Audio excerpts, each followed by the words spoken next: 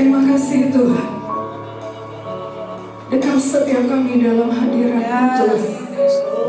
Dekat setiap kami di dalam kasih-Mu Tuhan. Kami mau duduk diam. Kami mau dengar-dengaran akan kebenaran Tuhan. Hadirat-Mu itu yang cukup mengubahkan kehidupan kami Tuhan. Hadirat-Mu yang cukup menegur setiap kami. Hadirat-Mu yang cukup mengingatkan setiap kami Tuhan. Itu yang kami butuhkan di sepanjang hidup kami Tuhan. Terima kasih Tuhan. Terima kasih Bapa yang baik. Terpuji-pujilah nama-Mu, Allah yang hidup, Allah yang kekal, Allah yang kami kasihi sepanjang hidup kami. Hanya di dalam nama Tuhan Yesus, dari setiap kita yang percaya dan setiap terima kebenaran firman Tuhan, sama-sama kita katakan amin. Silakan duduk Bapak Ibu.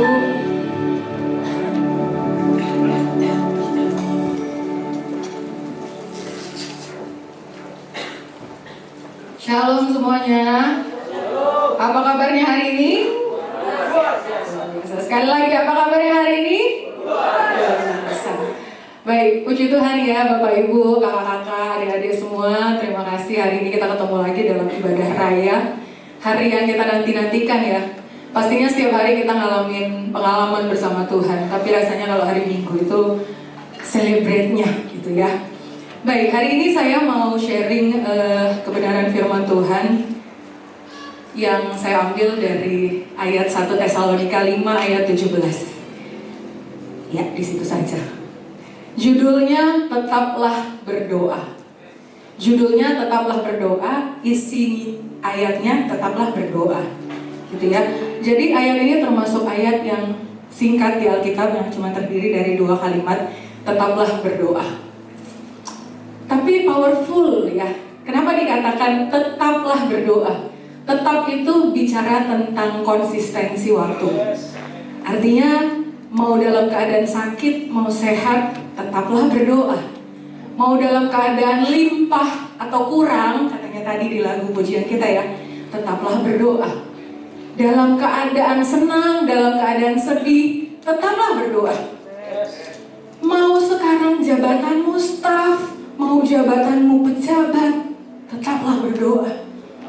Artinya gak ada satupun keadaan yang jadi pengecualian untuk kita tetap berdoa. Dikatakan di firman Tuhan ya Bapak Ibu, tetaplah berdoa. Artinya doa itu kalau kita tahu ya seperti nafas kehidupan orang percaya.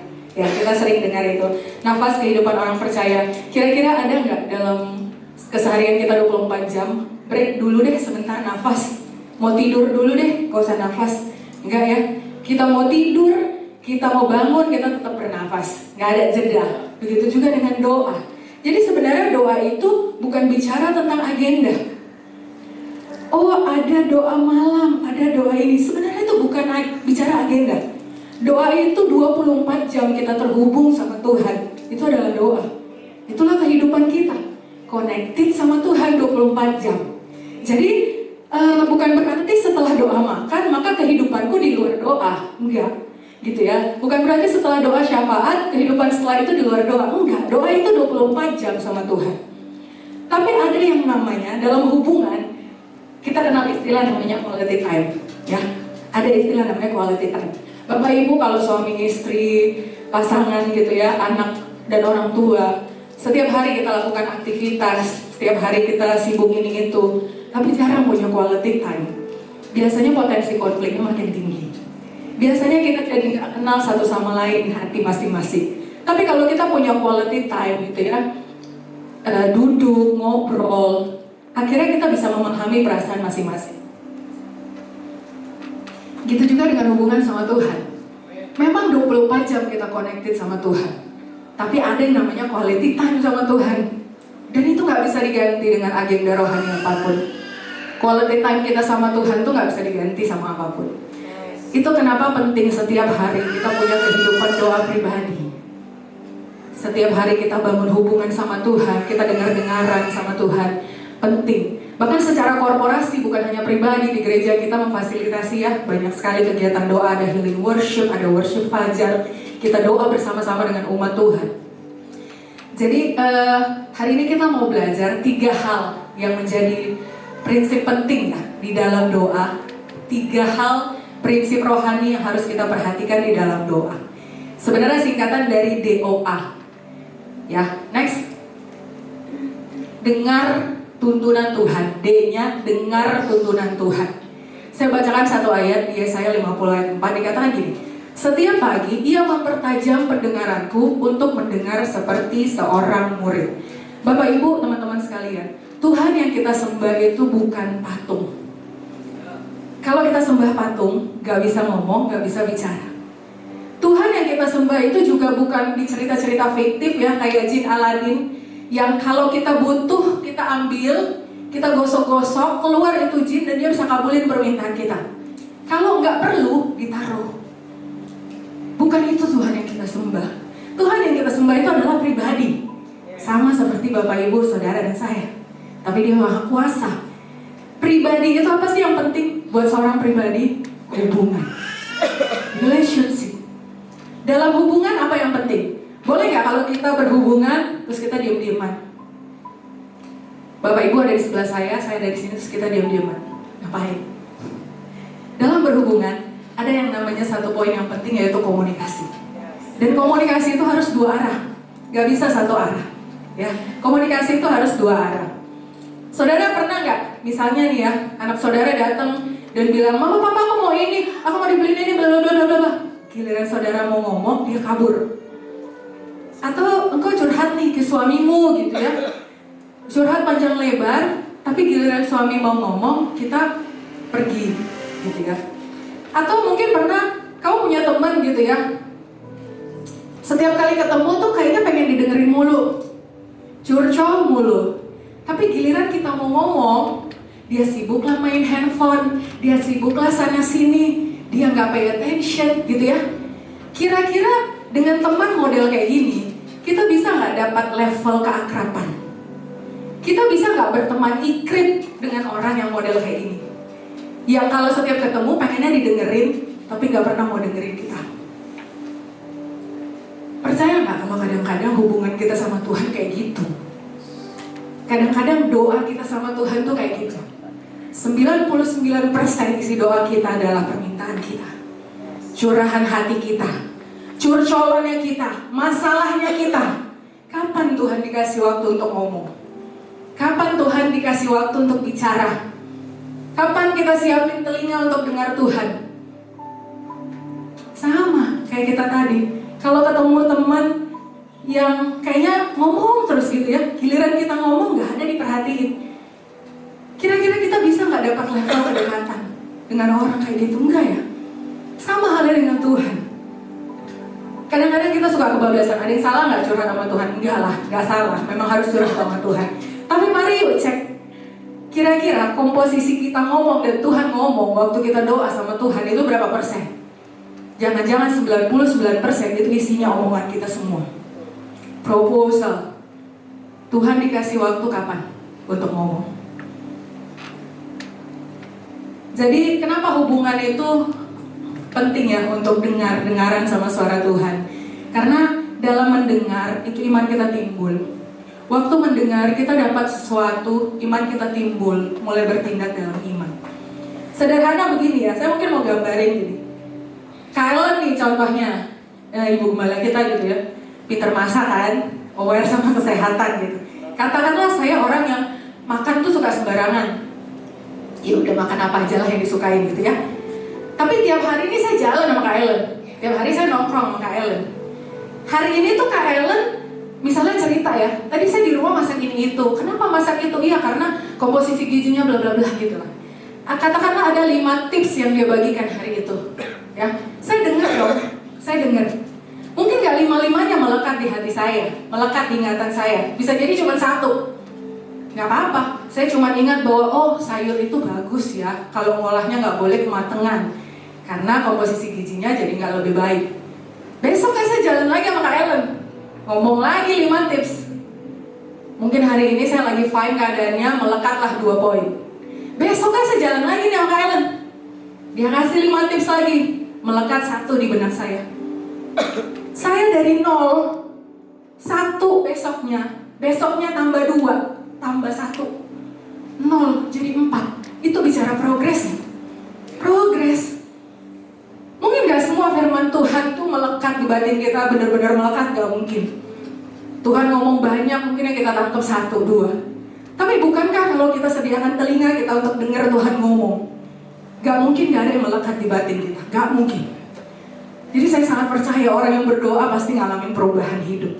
Gak mungkin gak berubah kalau kita berdoa dan kasih space Tuhan untuk bicara. Kenapa ya? Saya percaya perubahan itu, orang yang berdoa kan pasti ngalamin perubahan hidup ya. Tapi kadang-kadang tuh Tuhan lebih tertarik loh untuk merubah. Kan ada pilihan ya, Tuhan merubah kita, Tuhan merubah orang-orang di sekitar kita, atau Tuhan merubah keadaan kita. Saya mau kasih sedikit kesaksian ya Bapak Ibu ya. Mungkin suami saya boleh maju ke depan. Sorry ya, saya nggak kasih tahu ini. Mungkin silakan maju ke depan. Saya mau kasih sedikit kesaksian ya tentang pernikahan saya gitu ya. Tapi ini real life yang saya belajar tentang dengar-dengaran. Agak menjauh boleh?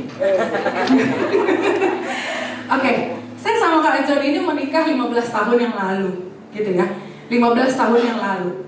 Tapi kalau ditanya, Kak, garing nggak hari ini?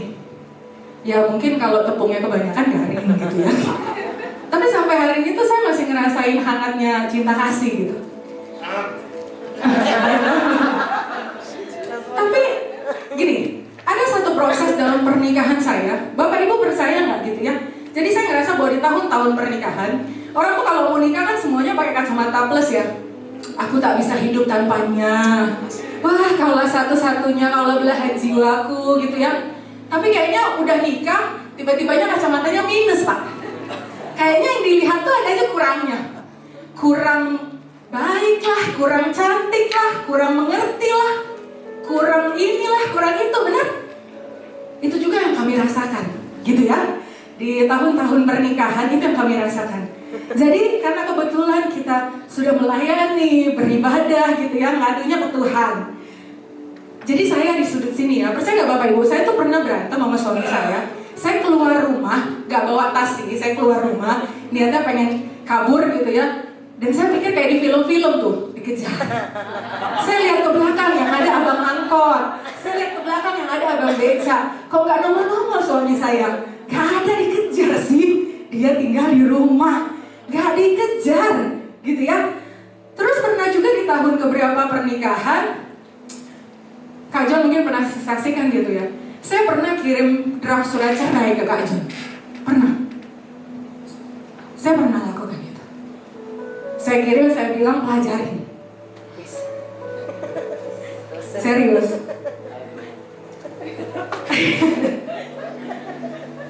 Ini saya berdoa nih di sudut sini ya. Saya berdoa di sudut sini. Kak John ke sudut sana dong. Ke sudut sana dikit. Saya berdoa di sudut sini. Saya bilang sama Tuhan, Tuhan ubahin suamiku dong. Dulu kayaknya sebelum nikah gak kayak gitu. Kok sesudah nikah kayak gini ya? Nyesel aku nikah sama dia Tuhan. Gitu ya, doa sama Tuhan pakai nangis-nangis. Besoknya doa lagi, besoknya doa lagi. Berubah gak? Gak berubah. Malah makin cuek, makin gak sesuai harapan. Di sudut sana, Kak Johnnya juga berdoa. Coba gimana waktu itu doanya Kak John? Dia juga berdoa gini, Tuhan tolong dulu kurangin frekuensi istriku ini ngomong gitu ya. Kok gak pernah diam, kok merepet terus gitu.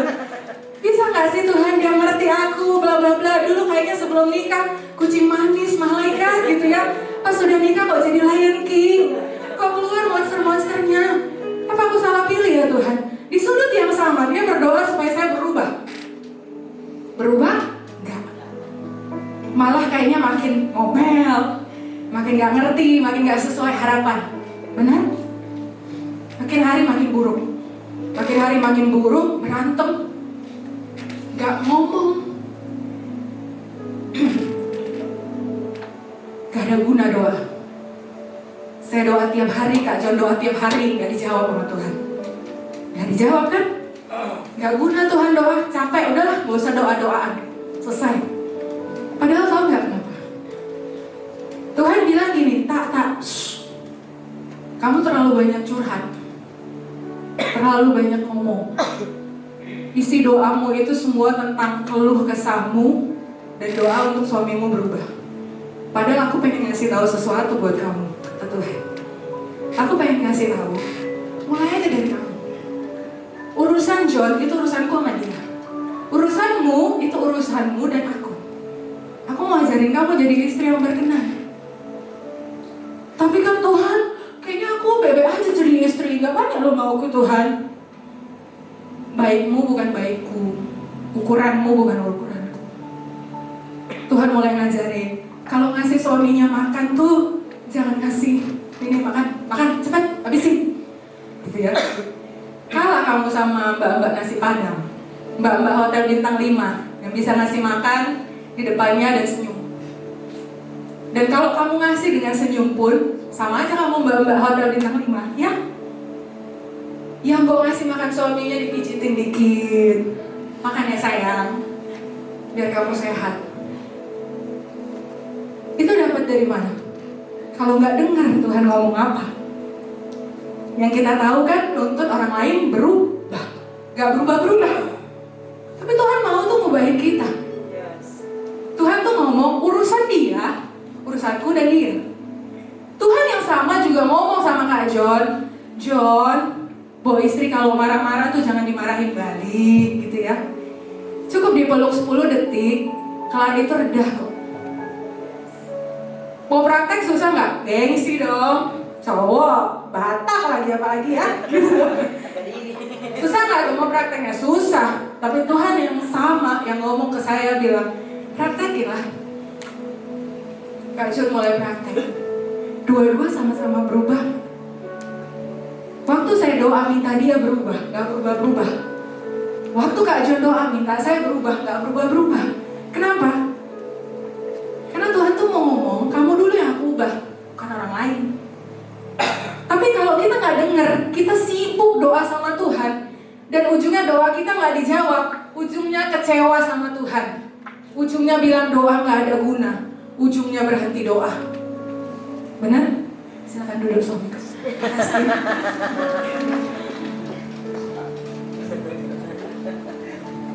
Bapak Ibu, Tuhan tuh rindu loh untuk ngasih tuntunan dalam hidup kita. Tapi butuh kita untuk dengar. Kenapa kadang-kadang Tuhan lebih tertarik dong buat ngubahin kita dulu daripada orang dan keadaan di sekitar kita? Kenapa? Boleh gak keadaan berubah tapi kita gak berubah? Boleh. Kayak bangsa Israel, kurang mukjizat apa Tuhan lakukan? Kurang hebat apa yang Tuhan lakukan? Semua musuh dihadang, apa yang dibutuhkan dikasih. Kurang hebat apa Tuhan sama keadaan bangsa Israel? Tapi hatinya berubah enggak waktu ngalamin sesuatu yang gak enak? Tetap sungut-sungut kan sama Tuhan. Itu kenapa Tuhan kadang-kadang lebih suka ngerubahin hati kita dulu. Waktu kita berdoa, Tuhan ubahkan si Anu, si B, si C, si D. Tuhan ubahkan ekonomiku, keadaanku, iniku, ituku. Tuhan bilang, aku lebih tertarik ngubahin hatimu dulu. Tapi kita gak akan bisa denger itu kalau kita gak kasih telinga untuk dengar-dengaran sama suara Tuhan. Akhirnya kita terjebak ke apa? Ke doa sebagai rutinitas. Kita ngomong, minta terus sama Tuhan. Gak salah ya, minta itu gak salah. Tapi 99% isi doa kita semuanya adalah tentang kita. Tuhan yang mungkin cuma 1%. Pas Tuhan mau pergi, kita udah sibuk-sibuk mau ke kantor, sibuk-sibuk mau ke kampus, udah sibuk seharian. Dan kita sering tunggu-tungguan sama Tuhan. Kita tunggu Tuhan bekerja atas doa kita. Tuhan tunggu kita diam untuk dengar tuntunan Tuhan. Kenapa kadang-kadang selain memang Tuhan punya waktu ya terhadap jawaban doa, tapi kadang-kadang kita punya kontribusi. Cepat atau lambat jawaban doa kita, itu ada kontribusi kita. Jangan tunggu-tungguan sama Tuhan. Kita tunggu Tuhan bekerja, padahal Tuhan mau bilang, aku udah punya tipsnya. Tapi bisa gak? Diam dulu, diam. Dengar dulu aku mau ngomong apa. Dengar. Itu kenapa ya kita perlu keintiman pribadi sama Tuhan. Pelayanan itu baik. Semua agenda-agenda rohani, sosial yang kita kerjakan itu baik. Tapi sekali lagi Bapak Ibu, itu gak bisa gantiin quality time kita sama Tuhan. Gak bisa.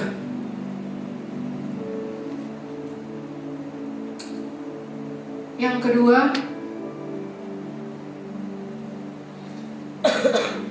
Tadi day yang pertama ya, dengar tuntunan Tuhan. Dan yang kedua adalah omongin dengan iman. Saya bacakan satu ayat di Markus 11 ayat 24. Ayat ini berkata begini, "Karena itu aku berkata kepadamu, apa saja yang kamu minta dan doakan, percayalah bahwa kamu telah menerimanya, maka hal itu akan diberikan kepadamu." Kadang-kadang tuh kita suka mengartikan ayat ini tuh harfiah ya. Apa aja yang aku minta dan doakan, percayalah bahwa kamu telah menerimanya, maka hal itu akan diberikan. Jadi Tuhan, kalau aku minta mobil baru, Tuhan kasih ya. Aku minta di kampus ini, Tuhan kasih ya. Aku minta kerja di sini, Tuhan kasih ya. Kalau Tuhan gak kasih, berarti kok ayat ini gak berlaku ya? Kan firman Tuhan bilang, apa saja yang kamu minta dan doakan, percayalah kamu telah menerimanya, maka itu diberikan. Jadi kayaknya rumusnya tuh, aku percaya aja, oke aku minta mobil, aku percaya aja bahwa aku sudah terima, amin, maka itu akan diberikan kepadaku. Mana Tuhan? Besoknya, mana Tuhan? Kok gak ada mobilnya? Besoknya lagi gak ada, mana Tuhan? Kan aku udah percaya, gak cukup imanku. Kita mau lihat ya, next. Bapak Ibu, tahu ini apa ya? Vending mesin. Ini adalah mesin yang biasa tempat kita belanja, yang isinya tuh ada makanan, ada minuman, ada snack. Bahkan di beberapa tempat itu ada sendal, ada obat-obatan. Kita bisa beli dengan cara apa? Bayar tunai, biasanya masukin koin dulu ya. Masukin koin, kita pilih nomor yang mau kita ambil. Misalnya nomor 5 harganya 10.000. Kita masukin uang 10.000, kita pencet 10.000, yang keluar nomor 5. Begitu juga kalau kita mau milih nomor berapa, kita pencet, maka yang keluar barang itu. Benar? Gitu ya. Kira-kira kalau kita mencet nih, barang nomor 5, 10.000, kita masukin uangnya, kita klik nomor 5, tiba-tiba yang keluar barang nomor 2. Kita bilang mesinnya apa? Error. Benar? Mesinnya error. Nah, iman yang tadi, yang kita selalu bilang apa aja yang kita minta Tuhan pasti kasih. Kadang-kadang tuh kayak gini, kita pikir tuh kalau kita minta A, kita tukar sama iman. Uangnya tadi tuh imannya. Doa jadi alat transaksional. Kita doa sama Tuhan, kita bawa iman, ini Tuhan imanku, kita tukar iman kita. Kasih ya Tuhan. Bukankah Tuhan jadi kayak vending mesin ya? Ya enggak? Iman kita tuh jadi alat bayar. Dan doa tuh jadi transaksional relationship. Pokoknya kalau aku doa, beriman, kasih. Apa bedanya sama vending mesin? Terus kalau Tuhan ngasih yang lain, kita bilang Tuhan error. Doa jadi hubungan transaksional sama Tuhan, bukan lagi hubungan yang intim. Dan iman kita jadi alat bayar. Oh, belum keluar, mungkin kurang nih alat bayarnya, aku tambahin imanku. Kita berusaha untuk beli apapun dari Tuhan dengan iman. Jadi setiap kali berdoa, Tuhan aku beriman, seolah-olah beriman. Kasih ya Tuhan. Kita tukar iman kita sama Tuhan, dengan harapan Tuhan kasih barangnya ke kita, dengan harapan Tuhan kasih jawaban ke kita.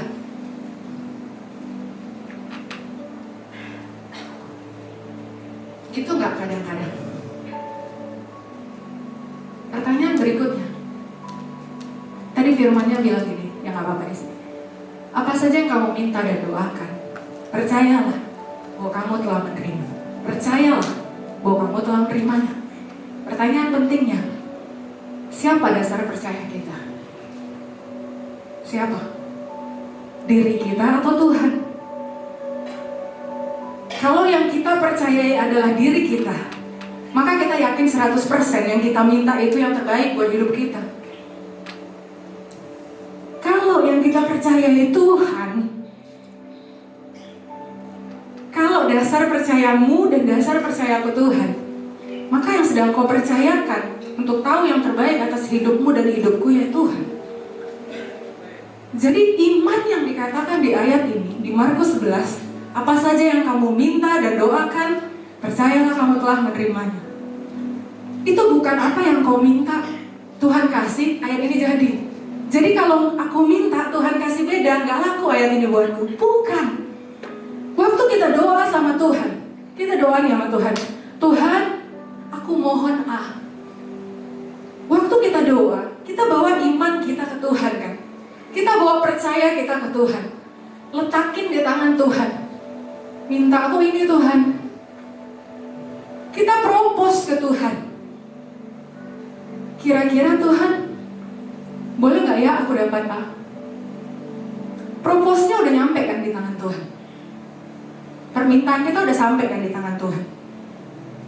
Siapa yang punya otoritas di situ? Tuhan. Waktu udah sampai di tangan Tuhan.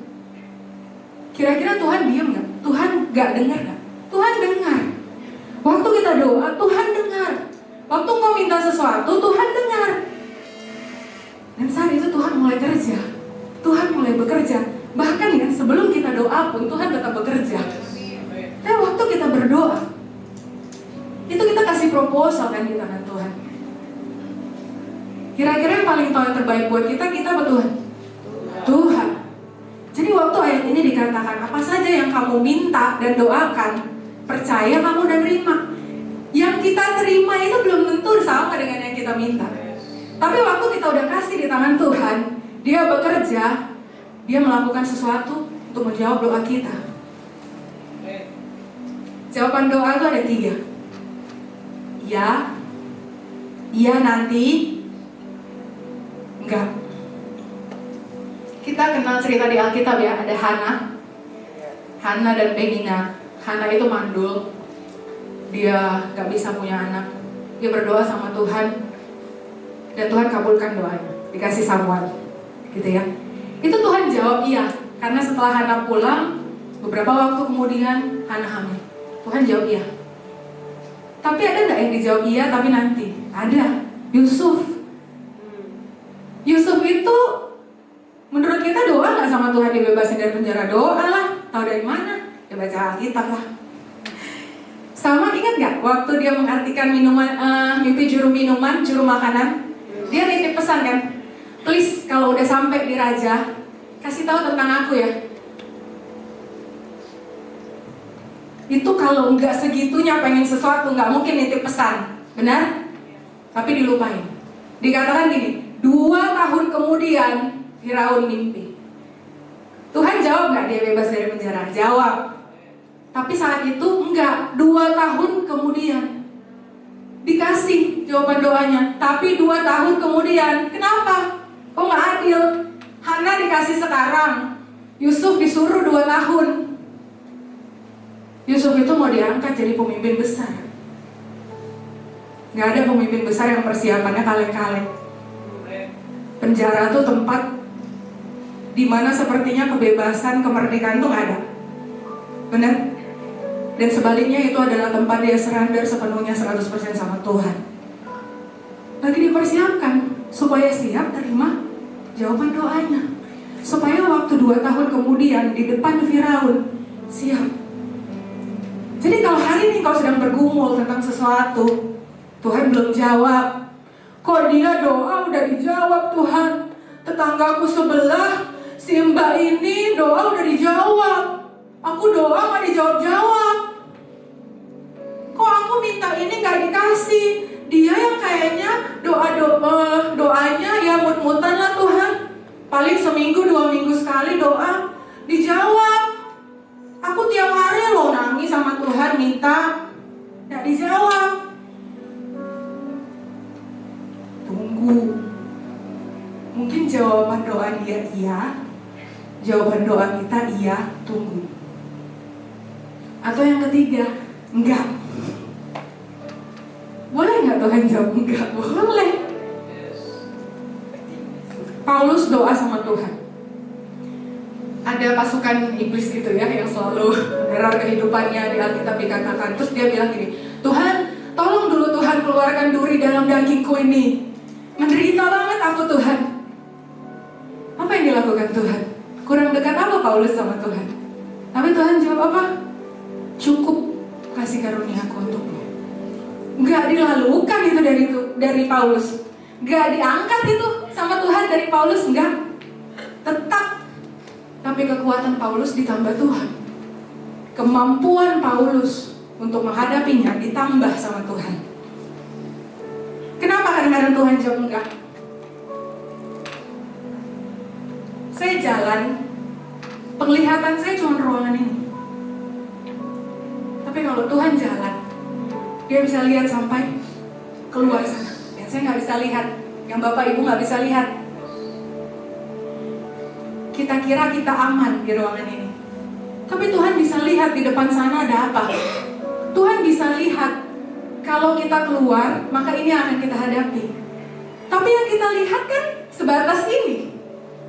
Kita bilang, kenapa Tuhan gak kasih sih? Tuhan gak kasih karena kadang-kadang Tuhan luputkan kita dari bahaya. Kadang-kadang Tuhan hindari kita dari bahaya. Tapi kira-kira udah stop sampai di situ nggak? Enggak. Tuhan tuh sedang bekerja menyiapkan yang lebih besar.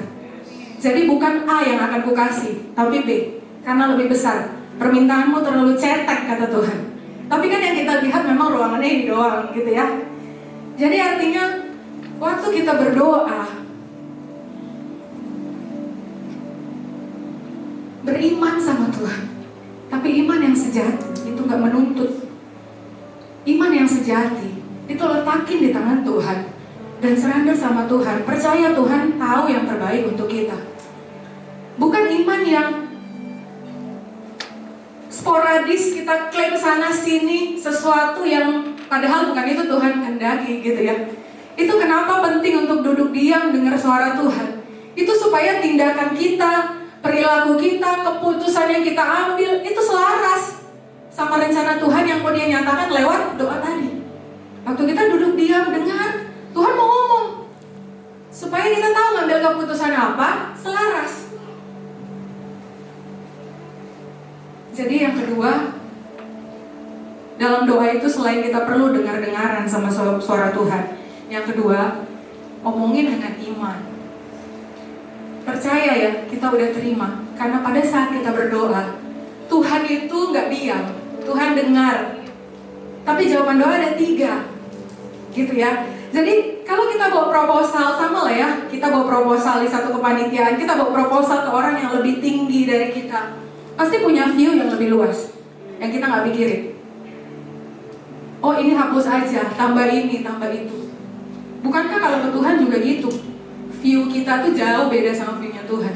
Waktu kita kasih propose sama Tuhan, Tuhan tuh udah ngelihat banyak hal, sehingga banyak yang ditambah kurang dari permintaan kita. Jadi waktu Tuhan gak kerjain sesuai maunya kita minta A, Tuhan kasih B, kita minta ini, Tuhan kasih itu. Tuhan tuh gak error kayak mesin tadi. Enggak. Tapi karena dia tahu yang terbaik untukmu dan untukku. Amin. Amin. Yang ketiga, dengar, omongin dengan iman. Dan yang ketiga adalah ampuni. Markus 11 ayat 25. Dan jika kamu berdiri untuk berdoa, ampunilah dahulu sekiranya ada barang sesuatu dalam hatimu terhadap seseorang, supaya juga Bapamu yang di sorga mengampuni kesalahan-kesalahanmu. Pak Hermanto sempat bawakan ya di share firman Tuhan sebelumnya. Saya pikir waktu saya siapin materi ini 2 bulan lalu tuh, gak tahu kenapa ini kuat banget di batin saya gitu ya. Dan waktu Bapak nyampe, saya pikir berarti Tuhan mau bicara serius nih tentang hal ini gitu ya. Ayat ini kalau kita lihat tadi ya, ayat yang sebelumnya omongin dengan iman itu di Markus 11 ayat 24. Yang ini Markus 11 ayat 25. Judul perikopnya dari Markus 11 ayat 20 sampai 26. Bapak Ibu bisa lihat nanti. Itu perikopnya judulnya nasihat tentang doa. Dan isinya cuma 2 poin ini. Cuman percaya, ampuni. Ada banyak nasihat Tuhan juga di perikop yang lain tentang doa ya. Yang dibilang doa jangan bertele-tele, doamu jangan dilihat orang dan lain-lain. Itu ada banyak nasihat. Tapi dijadiin satu perikop, berarti ada sesuatu yang penting nih. Tuhan jadikan ini jadi satu perikop gitu ya. Mengampuni itu, next.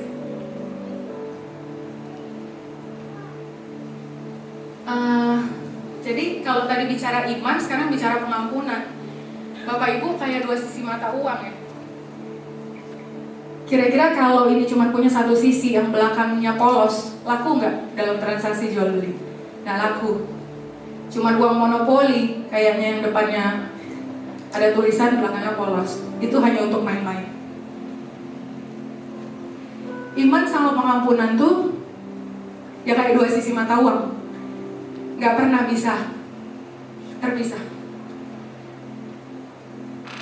Iman tanpa pengampunan palsu. Sebaliknya, pengampunan tanpa iman nggak mungkin, mustahil. Nggak mungkin kita ngampunin kalau kita nggak beriman sama Tuhan. Wong kita manusia biasa juga ya. Sakit kalau dicubit, kata Bapak ya kemarin. Masih sakit kalau dicubit, iya. Jadi kayaknya nggak mungkin kita ngampunin kalau nggak ada iman. Jadi ini seperti dua sisi mata uang. Kalau kita beriman, maka kita mengampuni. Dua message itu dikasih Tuhan di Markus 11. Nasihat tentang berdoa. Beriman, mengampuni. Mengampuni itu dari bahasa aslinya ya, aviemi. Itu artinya melepaskan, membebaskan, let go, membiarkan pergi. Apa yang dilepaskan? Beban hatinya. Beban hatinya dilepaskan, plus yang kedua, hak untuk membalasnya.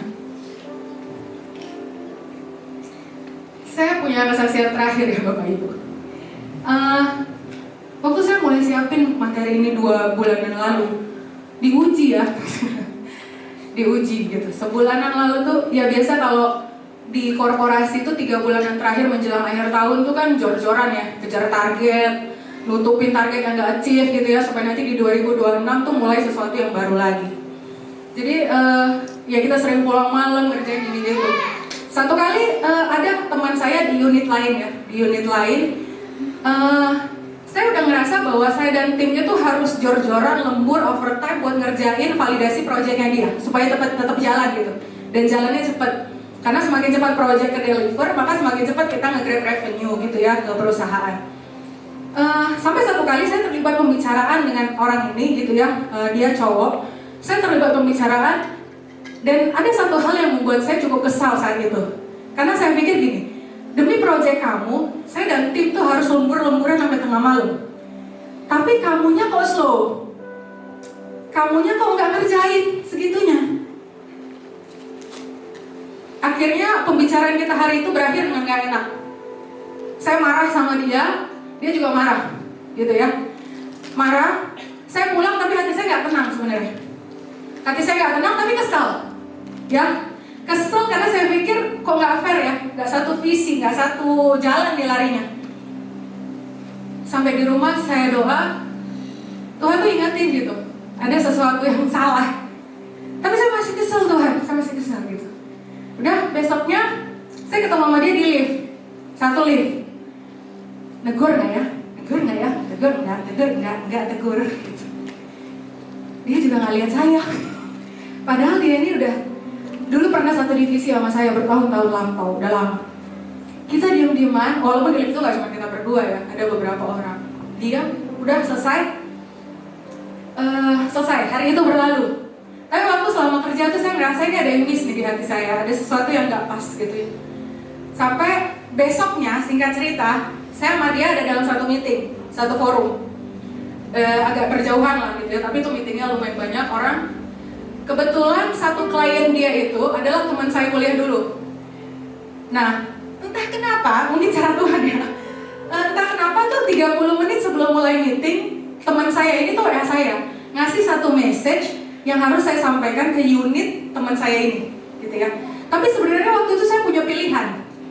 Kenapa dia titipin lewat saya? Karena teman saya ini ngerasa dekat dengan saya, tak tolong sampein dong supaya dikerjain yang ini gitu ya. Supaya saya sampaikan ke teman saya yang tadi kita marah-marahan inilah. Tapi sebenarnya waktu itu saya punya 2 pilihan. Saya kasih tahu ke dia, atau saya kasih tahu ke tim yang satu lagi. Karena bukan cuma dia nih, satu-satunya, enggak. Ya udah saya kasih tahu aja kali ya Tuhan, sama timnya yang satu lagi. Kan message-nya nyampe, bener gak? Saya jalanin amanah dong, saya sampein. Tapi selama meeting, ada pergumulan di batin saya. Yang Tuhan bilang gini, mulai dulu aja kali. Bukan Tokopedia ya, bukan. Tapi mulai aja dulu. Males Tuhan. Sama temennya aja lah, tak forward message-nya. Mulailah.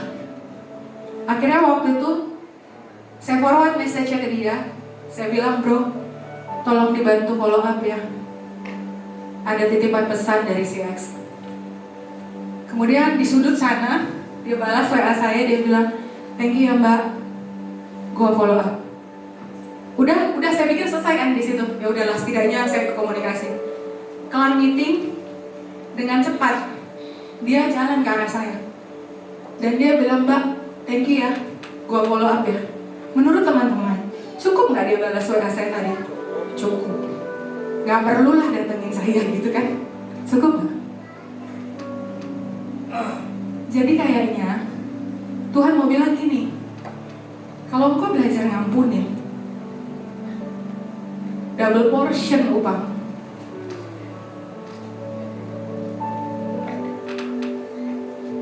Saya WA dia balas WA saya, selesai kan? Kecakapan, dia nggak diemin loh, ya nggak? Dia jawab, selesai kan? 1 dibalas 1, selesai. Dan saya nggak expect dia datengin saya nggak expect kok.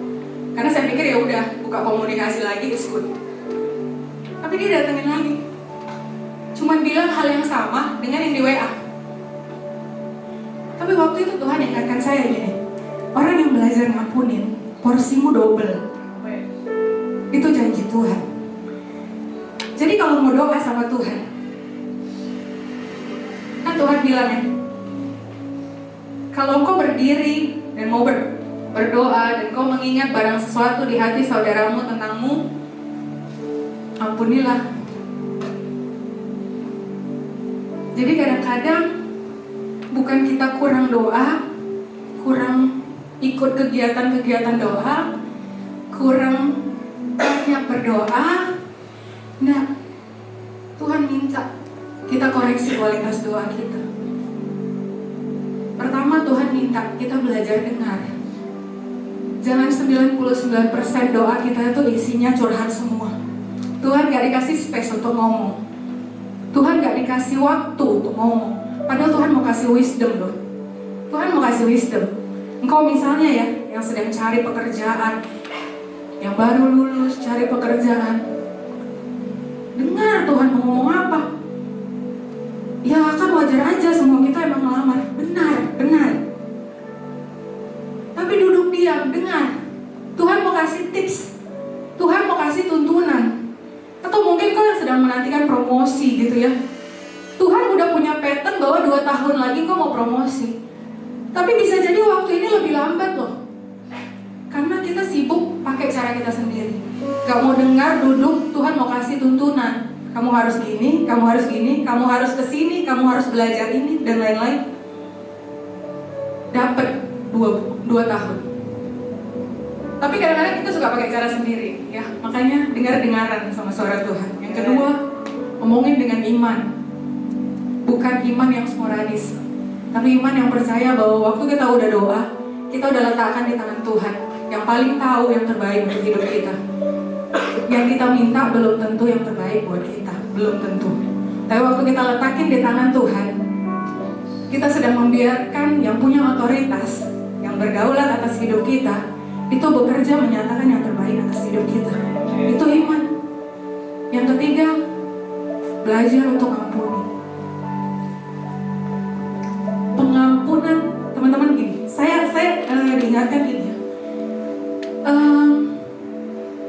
Pengampunan itu yang Tuhan tuntut standarnya tinggi. Bisa nggak kalau saya kesel sama orang, saya kesel nih sama teman saya tadi, tapi mau nggak mau, saya meeting bareng, saya harus koordinasi ke dia, saya harus komunikasi ke dia, dan akhirnya saya jadi ngomong. Tapi di hati saya nyimpan kekesalan. Bisa kan? Saya tetap bisa ngomong loh dengan orang itu, tapi hati saya tetap dongkol. Bisa. Atau mungkin suami istri gitu ya, istri lagi kesel ya sama suami. Pak, Bu, pernah nggak kalau pas sama suami sebulan nggak dimasakin? Kayaknya enggak ya. Nggak mungkin lah ya, ibu-ibu kalau ngambek tuh bahaya gitu. Saya ngambek nih sama suami saya, udah lo nggak usah dimasakin sebulan. Enggak kan? Tetap aja dimasakin, tetap aja disediain kebutuhannya, tapi tetap dongkol. Tetap aja kita bisa ngomong, tetap aja kita bisa seolah-olah profesional, tetap aja kita bisa tetap komunikasi. Tapi pengampunan yang diajari Tuhan lebih murni dari itu. It comes from this, dari hati yang paling dalam. Tuhan gak ngajarin pengampunan itu bicara tentang kita memodifikasi perilaku kita. No. Kalau belum bisa, bilang aja sama Tuhan. Belum bisa, Tuhan ajarin. Tapi Tuhan gak pernah ajarin pengampunan itu adalah memodifikasi perilaku. Tapi Tuhan ajarin dari sini keluar, dari hati. Waktu engkau berdoa dan engkau mulai melepaskan pengampunan, bahkan mungkin bukan cuma orang lain doang ya. Kadang-kadang kita perlu ngampunin diri kita sendiri juga, benar? Kadang-kadang kita tuh ngerasa fail, ngerasa gak pantas, ngerasa gak layak. Perlu ngampunin diri kita sebelum kita ngampunin orang lain. Jadi waktu kita berdoa sama Tuhan, mari evaluasi ya. Doa itu adalah bukti nyata penundukan diri kita sama Tuhan. Kalau kita bilang kita surrender ke Tuhan, kita bilang kita berserah sama Tuhan, kita bilang kita tunduk sama Tuhan, tapi kita jadikan doa agenda selipan dalam keseharian kita. Kita jadikan doa beban dalam kehidupan sehari-hari kita. Kita jadikan doa itu urutan kesekian dalam rundown kita sehari-hari. Perlu recheck diri kita. Bener gak kita butuh Tuhan? Bener gak kita nunduk sama Tuhan? Jangan-jangan Tuhannya kita. Karena itu, kalau kita berserah sama Tuhan, kita akan belajar untuk punya kehidupan doa. Saya minta tolong tim musik untuk maju ke depan. Kita akan belajar untuk bangun kehidupan doa yang murni di hadapan Tuhan. Mulai belajar dengar-dengaran ya sama suara Tuhan. Tuhan mau kasih banyak tips kok. Tuhan mau kasih banyak tuntunan. Kepintaran kita gak cukup untuk jadi modal kita untuk ngerjain banyak hal. Yang kedua, ngomongin dengan iman. Iman yang tetap berserah sama Tuhan. Iman yang gak sporadis, tapi iman yang percaya Tuhan pasti kasih yang terbaik. Dan yang ketiga, belajar untuk mengampuni.